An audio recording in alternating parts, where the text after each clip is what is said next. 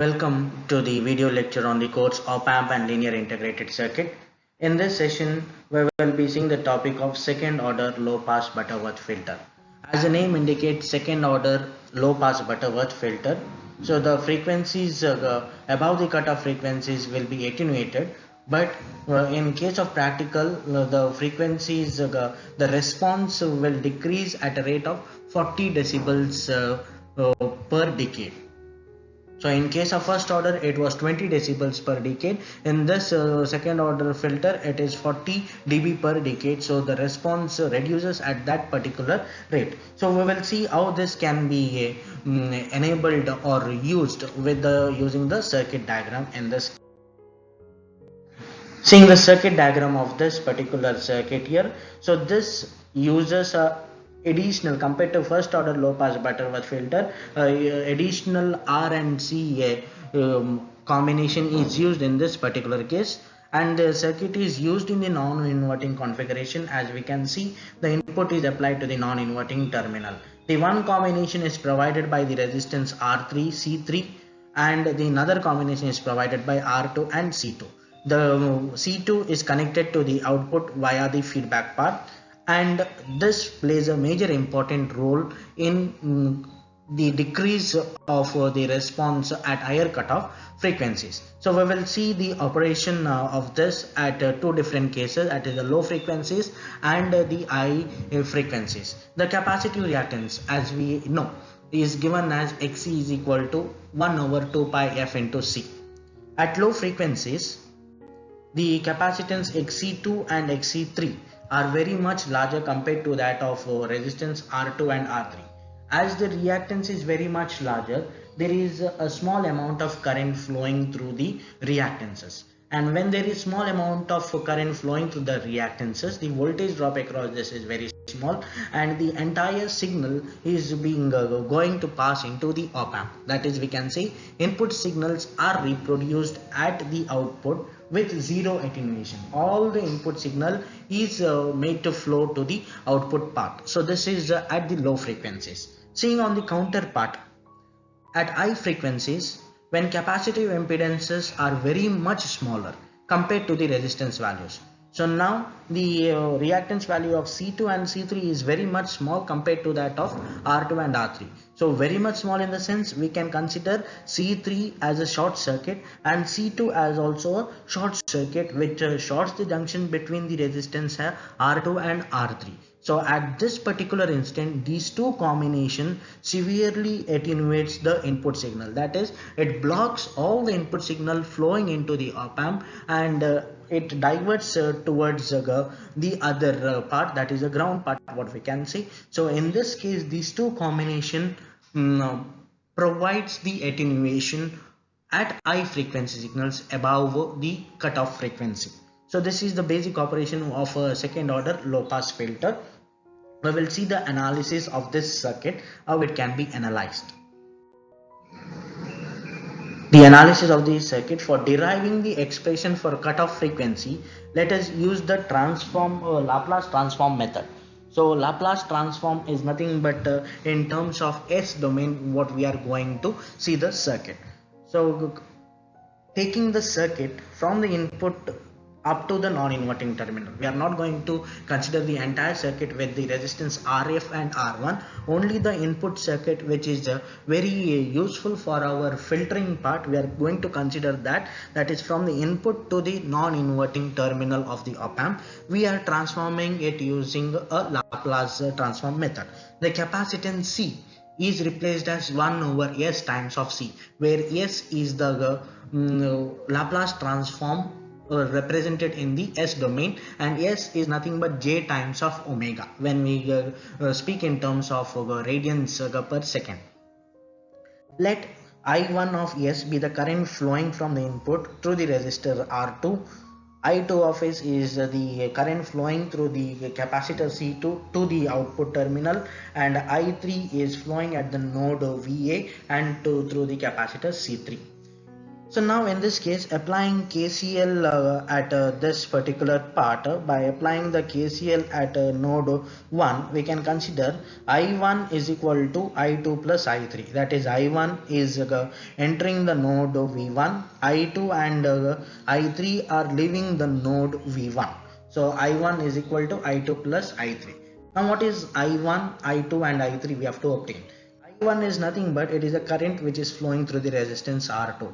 We can write it as V in minus V1 divided by R2, which is equal to V1 minus V0 divided by 1 over S into C2, the capacitive reactance. So it is in the Laplace form, which is nothing but it is taken as a resistance itself, 1 over S into C2, and I3 is nothing but V1 minus VA divided by 1 over S into C3.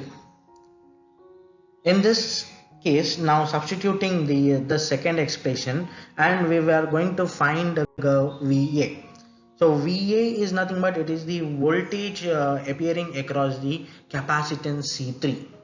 VA is nothing but V1 times of 1 over S into C3 divided by sum of the resistance and the capacitance, that is R3 plus 1 over S into C3, and we can write V1 is equal to VA times 1 plus S R3 into C3. Now substituting this V1 in our second expression, so that we get the expression for VA in terms of the input voltage. So we are substituting V1 in the second expression. This is the expression what is followed after that, and solving for VA. We are going to get VA is equal to R3 into Vn plus S times C2 R2 R3 V0 divided by 1 plus S times R3 C3 times R3 plus R2 R3 C2 S minus R2. Now we have obtained the voltage at the non-inverting terminal of the op-amp. Since the op-amp is used in non-inverting configuration, V0 is nothing but we can write it as 1 plus Rf divided by R1 times of VA, or we can write it as V0 is equal to AF times VA. We are just using a simplified expression because when we use the lengthier expression, the expression becomes too large. So simplifying in that terms, AF is the gain what we have to consider here. Now substituting VA in V0 expression, we get V0 is equal to AF times of VA substituted in this particular form, and this will be the output voltage expression. Now this expression has to be simplified, getting the V0 terms together, V in term on the other side, and final thing is we have to find the ratio of V0 to Vin. That is our final part what we have to consider. Simplifying and finding the ratio of output voltage to input voltage. So V0 by Vin will be equal to AF divided by S square plus the term times of S plus a constant term. So this, as we can see in this the ratio of V0 by Vn, on the denominator part there is a S square term, there is a term S, and there is a constant term, which indicates the S square is the indicating the second order term. The order is 2.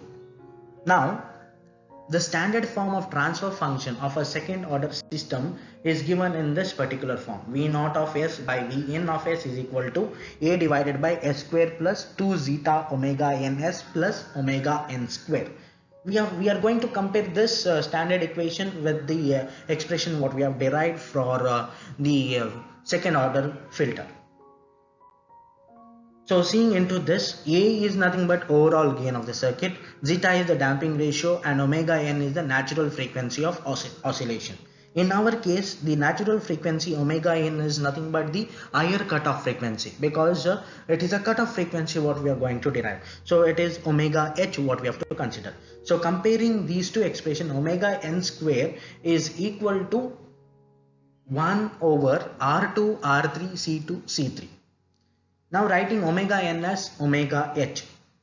So omega h square is equal to 1 over R2 R3 C2 C3, which is nothing but Fh is equal to the cutoff frequency. Fh is equal to 1 over 2 pi square root of R2 R3 C2 and C3. So this is the expression for the cutoff frequency of a second order low pass Butterworth filter. Moving further to plot the frequency response. Simplifying and expressing the transfer function in the polar form. As we have derived it for the first order, on the similar basis, V naught by Vn will be equal to magnitude by Vn times at an angle phi.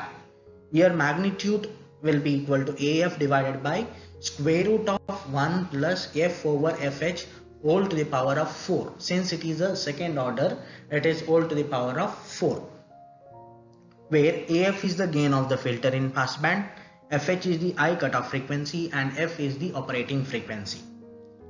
And this is the frequency response for the second order low pass filter. So from the frequencies 0 to Fh, that is at low frequencies, all signals are passed, so which indicates that the gain is almost the constant of a value AF. At cutoff frequency, that is at F is equal to Fh, the gain decreases by 0.707 times of AF, or minus 3 dB down the AF line. And after Fh, the gain decreases at a rate of 40 dB per decade. So this 40 dB per decade indicates the second order low pass filter. Moving on to the filter design part of this particular circuit. First, as we have seen in first order, choose a value of I cutoff frequency. To simplify the design calculation parts, we will take R2 is equal to R3 is equal to R, and C2 is equal to C3 is equal to C. Selecting a value of C less than or equal to 1 microfarad.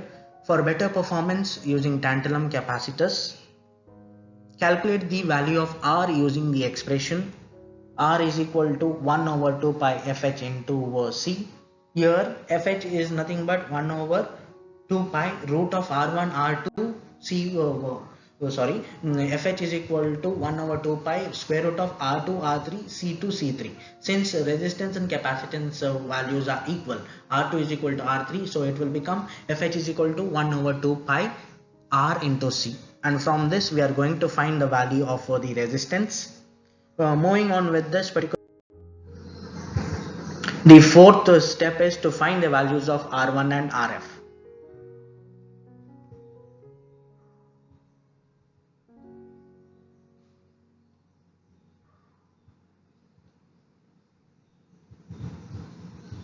As R2 is equal to R3 is equal to R, and C2 is equal to C3 is equal to C, the passband voltage gain AF is equal to 1 plus RF by R1 of second order low pass filter has to be equal to 1.586. So this is obtained from this particular expression here. So we will see, so zeta, that is the damping ratio, zeta is equal to 3 minus AF divided by 2. So which is nothing but, for a second order Butterworth filter, the middle term of the transfer function in the denominator should be equal to root 2, which is equal to 1.414 from the normalized Butterworth filter polynomial. So in this case, 3 minus AF should be equal to root 2, which is equal to 1.414. Therefore AF will be equal to 1.586. And using this particular gain in the gain expression, 1.586 is equal to 1 plus RF by R1, so which will give the relationship between RF and R1, that is RF is equal to 0.586 R1. So with this we are going to find the value of RF and R1, and choosing the value of R1 lesser than 100 kilo ohm and calculating the value of RF.